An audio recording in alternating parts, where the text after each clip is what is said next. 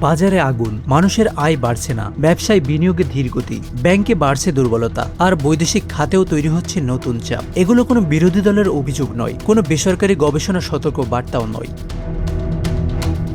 এবার দেশের অর্থনীতি নিয়ে বড় শঙ্কার কথা উঠে এসেছে খোদ সরকারের নিজের নথিতেই। অর্থ মন্ত্রণালয় বলছে, চলতি 2026-27 অর্থ বছরে একসঙ্গে আঘাত হানতে পারে উচ্চ মূল্যস্ফীতি, কম প্রবৃদ্ধির, দুর্বল রাজস্ব আয় আর বৈদেশিক খাতের চাপ। প্রশ্ন হলো, অর্থনীতি কি নতুন কোনো বড় সংকটের দিকে এগোচ্ছে?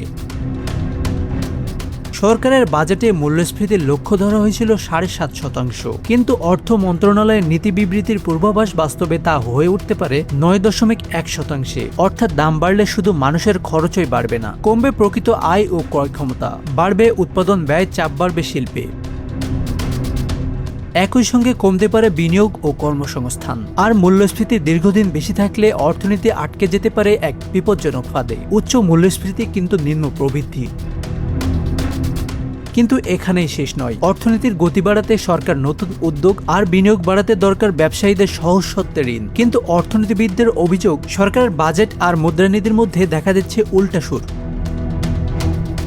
বাজেটে বিনিয়োগ বাড়ানোর কথা বলা হলেও বেসরকারি খাতে ঋণ প্রবৃদ্ধির লক্ষ্য কমিয়ে আনা হয়েছে। তাহলে প্রশ্ন, ঋণের প্রবাহ কমিয়ে বিনিয়োগ বাড়বে কিভাবে? সুদের হার বেশি থাকলে উদ্যোক্তারা নতুন কারখানা করবেন কিভাবে? নাকি ঝুঁকি কমিয়ে বিনিয়োগ থেকে সরে যাবেন?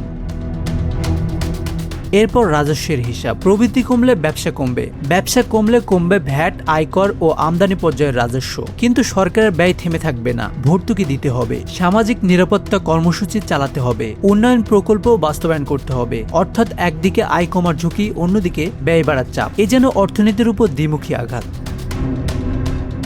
আরও বড় উদ্বেগ রাষ্ট্রের ভবিষ্যৎ দায়। 2023-24 অর্থবছর শেষে রাষ্ট্রীয় মালিকানাধীন 122টি প্রতিষ্ঠানের দায় দাঁড়িয়েছে 8,33,216 কোটি টাকা। এর সঙ্গে আছে দুর্বল ব্যাংকের তারল্য সংকট, মূলধন ঘাটতি, সরকারি গ্যারান্টি আর বিভিন্ন মামলার সম্ভাব্য আর্থিক দায়। এগুলো হয়তো আজই সরকারি কোষাগার থেকে টাকা নিচ্ছে না, কিন্তু কোনো প্রতিষ্ঠান বা ব্যাংক বড় সংকটে পড়লে শেষ পর্যন্ত সেই দায় এসে পড়তে পারে সরকারের উপর।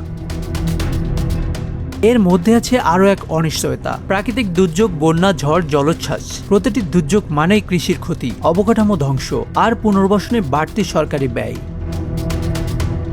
এর সঙ্গে যুক্ত হবে মধ্যপ্রাচ্যের যুদ্ধ, বাড়িয়ে দিতে পারে জ্বালানি, খাদ্য, সার আর শিল্পের কাঁচামালের দাম। ফলে বাড়বে আমদানির ব্যয়, চাপ বাড়তে পারে রিজার্ভ আর ডলারের বাজারে।